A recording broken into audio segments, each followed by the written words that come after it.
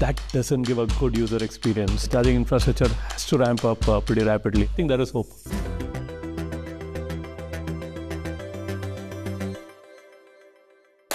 Welcome to The Big Question, the series from Euronews where we address some of the most important issues on the business agenda. I'm Hannah Brown, and today I'm joined by CEO and Managing Director of Tata Elxsi, Manoj Raghavan. So thank you very much for joining me, Manoj. Thank you.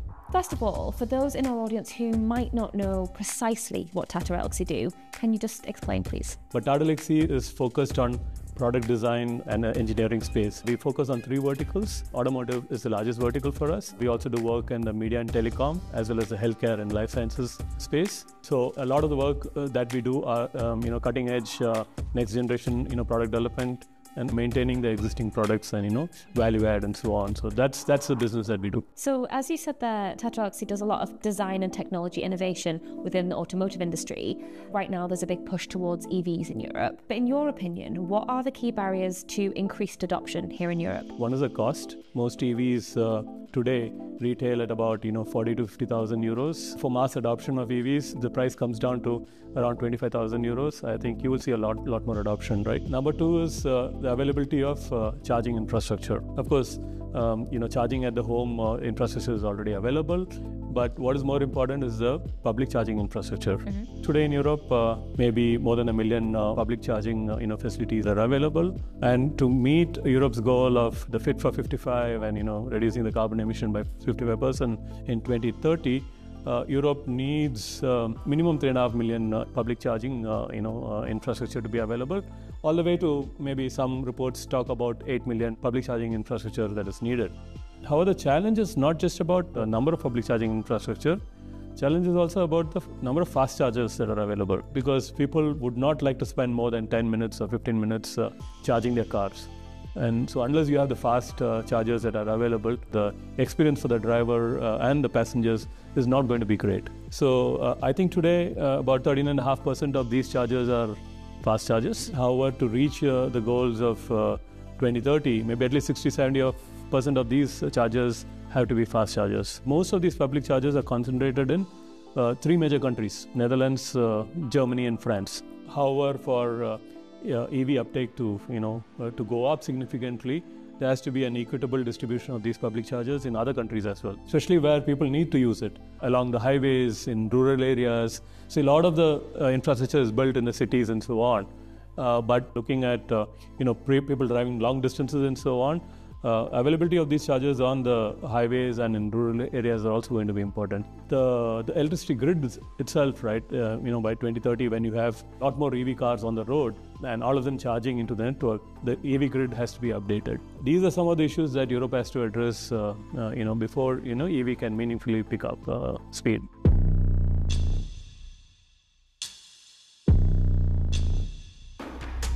So in 2024, according to the International Energy Agency, their data said that across the EU, on average, there was around one charger for every 13 EVs. But that was a decrease of about 10% on 2023 ratios, which means that EV ownership is growing, but we're not matching that with infrastructure growth, right?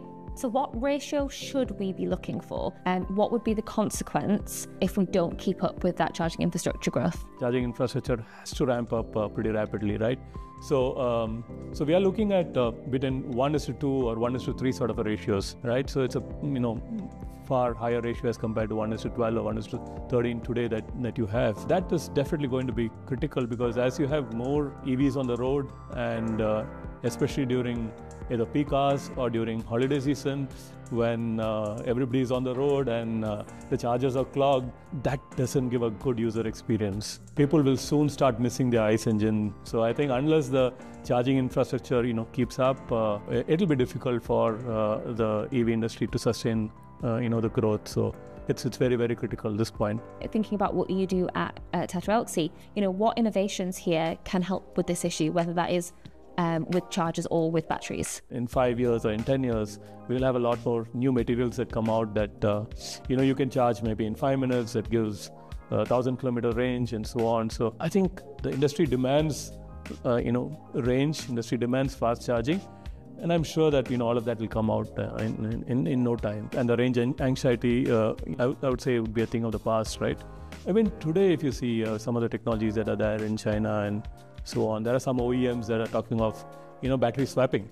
You don't need to wait for you to charge 15 minutes or half an hour and so on. You drive in to a battery swapping center, they remove the battery and give you a fresh, fully charged battery all in under 5 minutes. Of course, when you talk of battery, it is, lithium and NMC and, all of these are either rare earth and the supply is available only in certain parts of the world. And today, if you look at it, only a few countries have monopolized the entire lithium and lithium ore and so on, right? Including manufacturing of all these batteries also limited to a few countries in the world.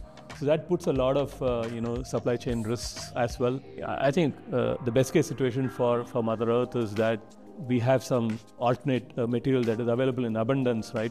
Maybe silica, maybe sand, maybe sodium and so on. There are a lot of research that is happening, in which case then we really don't need to do all this mining for lithium and, the other rare earth, heavy metals and so on. So actually all of these design innovations that we've discussed could all be massive game changers in the evolution of EV adoption.